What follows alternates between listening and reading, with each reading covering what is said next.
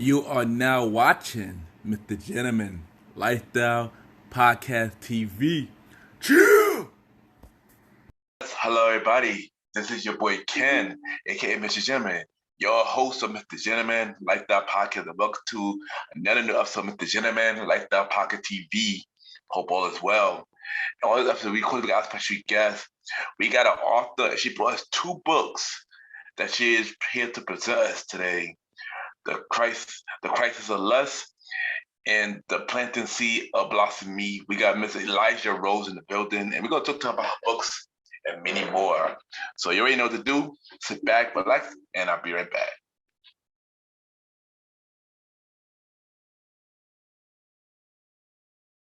Yes, welcome back, everybody. Welcome back. And at this time, I got my special guest.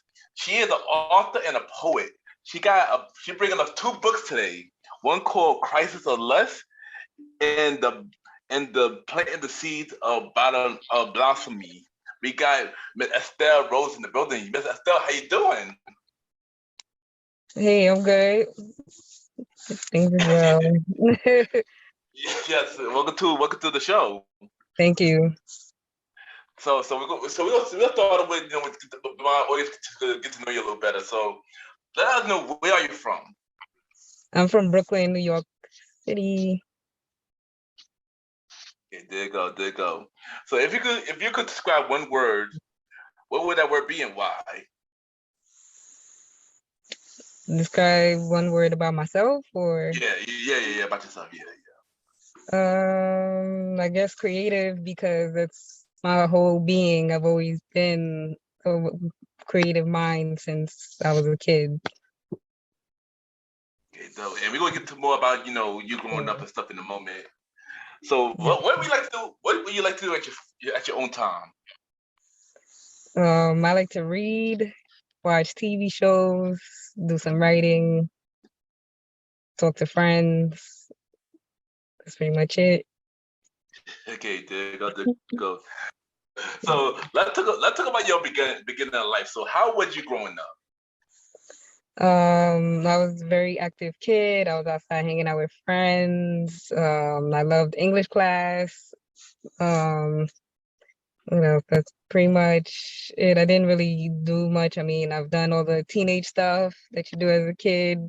Those parties and hanging out and going to the mall, things like that. But that's pretty much, I didn't really do anything else that was interesting. All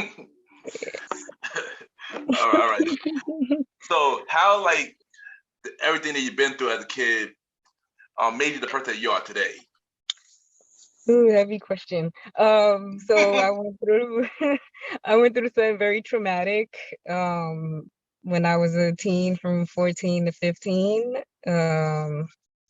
And it really damaged how I, dealt with relationships with boyfriends and my mother and things like that. And so as I grew up and stuff like that, I had to learn to heal on my own and make sure I look for certain things in relationships that was to value me, and to get over certain things for myself, learn how to find self-love and commitment, and be an adult, because a lot of those things still held on to me for a really long time. Even when I was in college for my bachelor's degree, I had to go to therapy because I was having nightmares.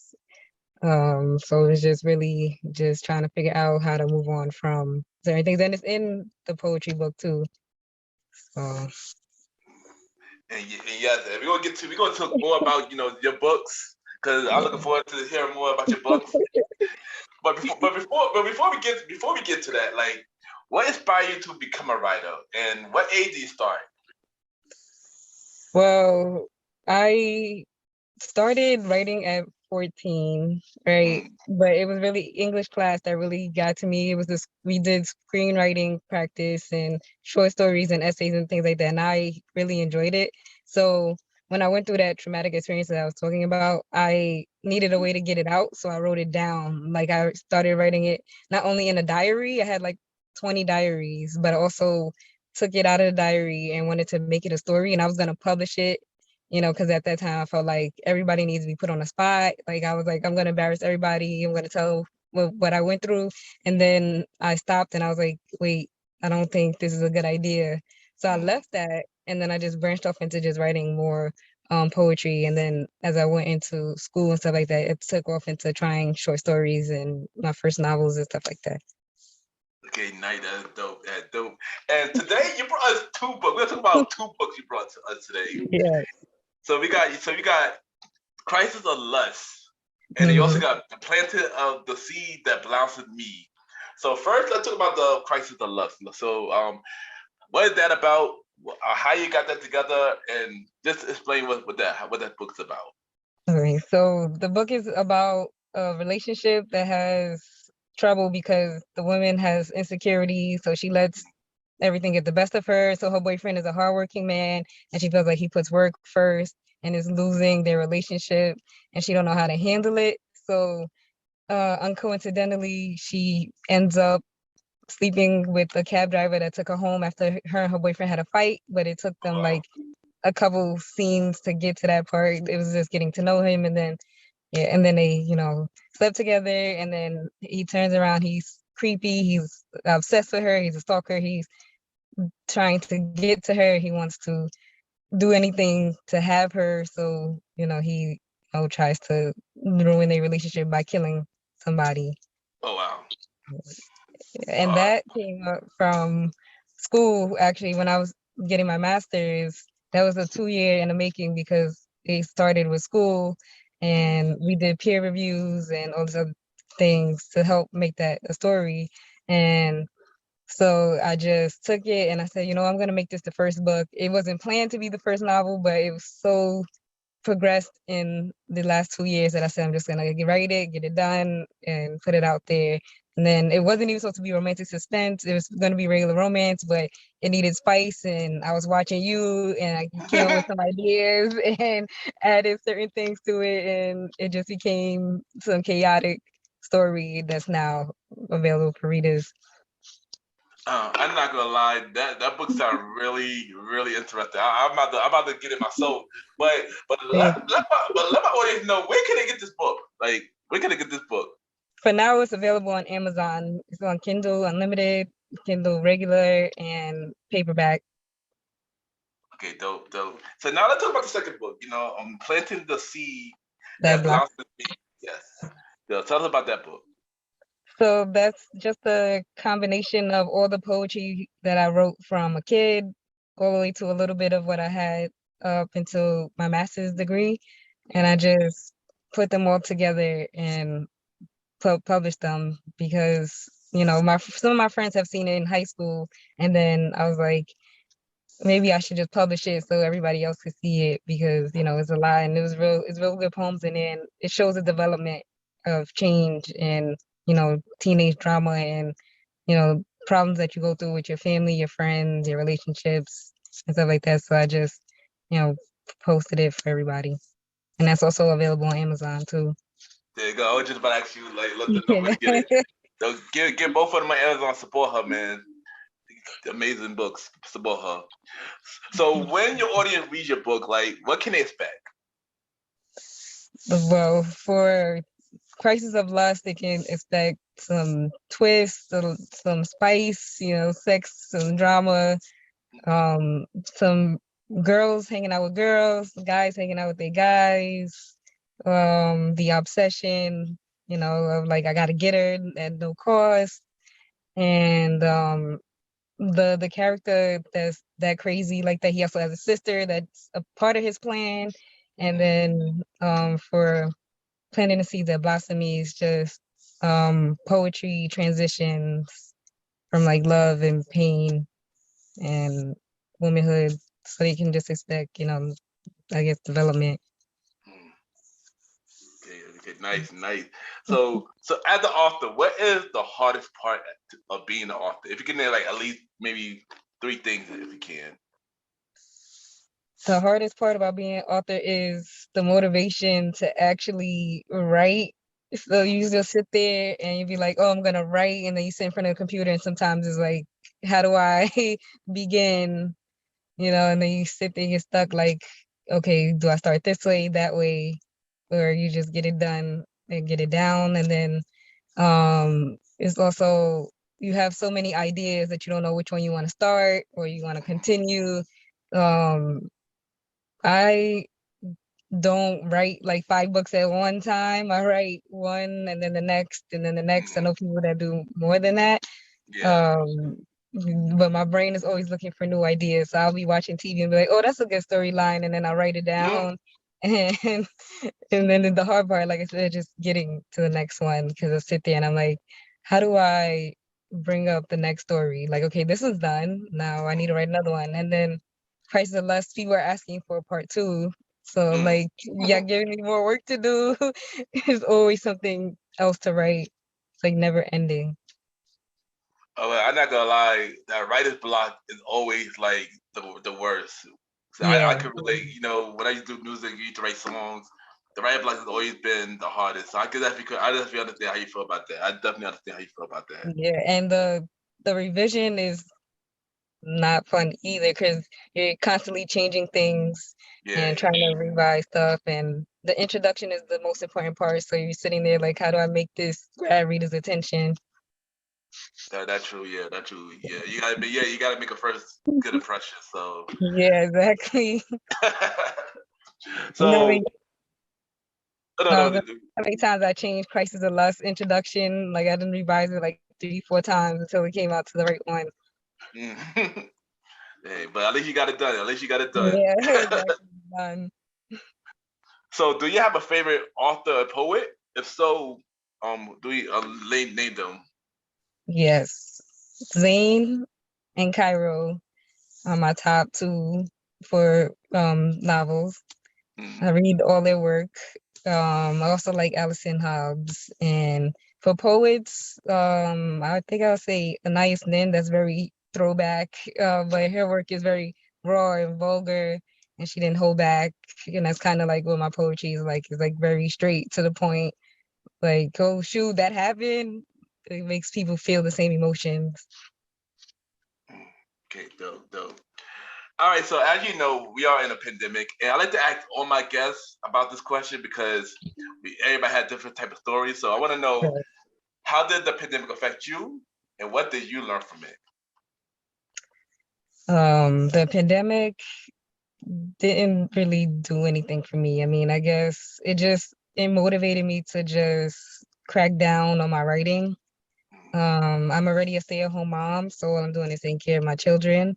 But now I have time to balance the things that I want to do for me.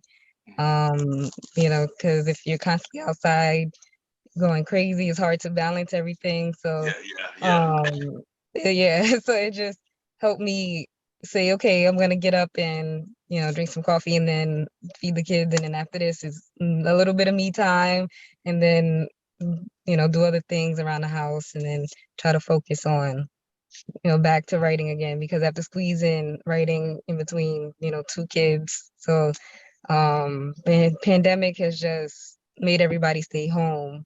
yeah, Right. And I mean, it's that on relationships, but there's nothing we can do about it. yeah. And Yeah. and honestly, I don't know if we good now or not, but yeah, Right. we're through in a weird time. It's through a weird time.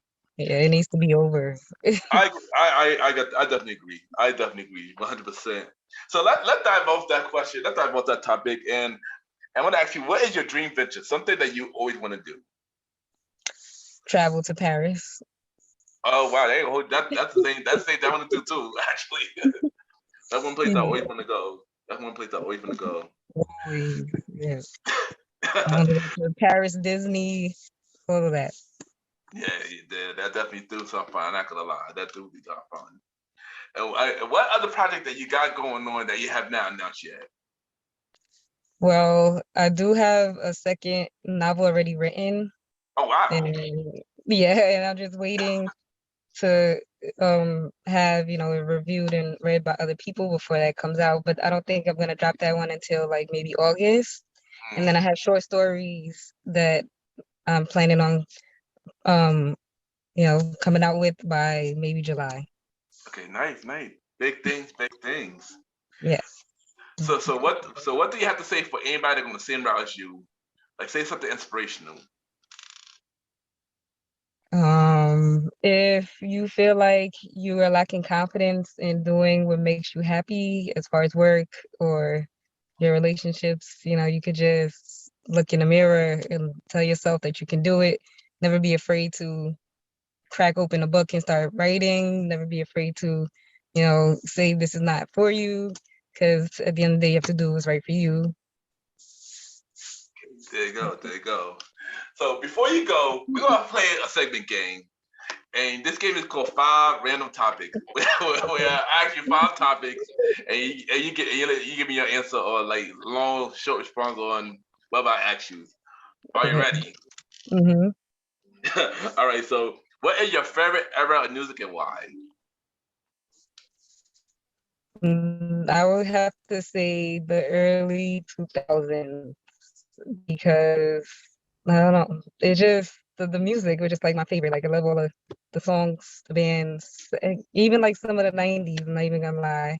Like just all that soulful songs and I still play them to this day. I play a lot of Day 26 and Jodeci's and 112s and some Beyonce all the time. B2K if I have to Mia. Okay, there you go. And I'm not gonna lie. A lot of my guests say the same say the same answer. Because it's the best type of It is. music. It is. Old school music is always the best music. I agree. Exactly. I said the same answer as well. So what is your favorite go-to movie? Ooh, so hard. My favorite go-to movie I would say is Love and Basketball. You watch that whole time. Of course, that's almost everybody go-to movie. Not me though. Not me though. But that's everybody go-to movie though. Who is one celebrity that you want to meet? I'm gonna say Quincy. That was hard too because I have so many in my mental Rolodex. But Quincy seems like a cool person. Diddy's son. Oh yeah. Dope. Who do you want to see a versus? Oh man, I want to see Tony Braxton versus I don't know somebody that'll match him. I want to say maybe Mariah, but then I don't know if that's gonna be a good pair up. But I feel like they both have enough to go against each other. Yeah, I know. When me and my team was talking about this, we just said Mariah versus Tony. So I mean, it's possible. It's possible. It could possibly happen.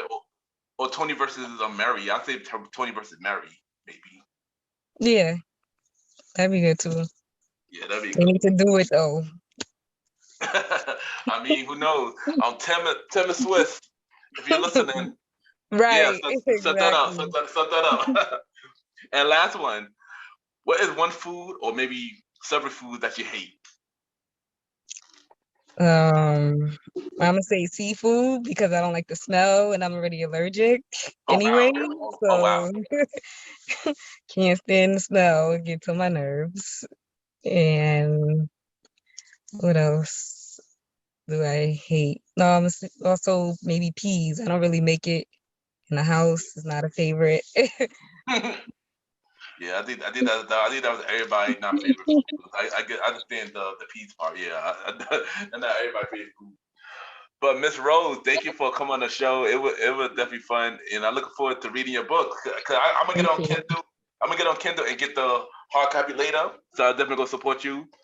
But thank you for coming on. And it was a good conversation. So before you go, let my drop your social media where everybody could reach you, and also I'm dropping your books. But basically drop all your information. This is your time. Okay, so you can follow me on Instagram at author Eliza _Rose. I have Facebook on the author Eliza Rose. If you want to put the at, it's at Eliza Rose Writes. And I have my Amazon account, which is on the author / Eliza Rose. And also have my blog, Shade But No Shade. on WordPress. There's so many social medias. I And know, it's a lot,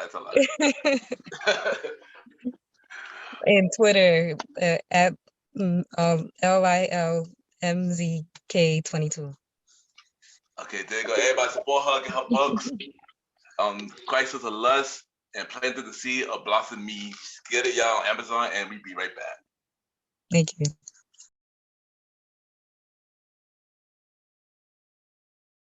I just want to take time to thank everybody for watching MrGentleman Lifestyle Pocket TV. Thank to my special guest, Miss Eliza Rose, for coming on the show. And check out her book on Amazon, y'all. And if y'all want to continue watching more episodes of MrGentleman Lifestyle Pocket TV, subscribe on the YouTube page now. Ken, aka MrGentleman Lifestyle TV. Ken, aka MrGentleman Lifestyle TV. Or y'all can check out the audio version that drop every Sunday at 12 a.m. and every second and third Thursday at 12 a.m. MrGentleman Lifestyle Pocket on Anchor, Spotify, Apple Podcast, iHeartRadio, Amazon Music, and Good Pods, and many more. Subscribe to social media, Ken MrGentleman. And yeah, once again, thank y'all for coming on. Check it out, MrGentleman, Lifestyle Pocket TV. Have a good day or night, wherever you're watching this episode. You are now listening to MrGentleman Lifestyle Podcast Season 5. Chill!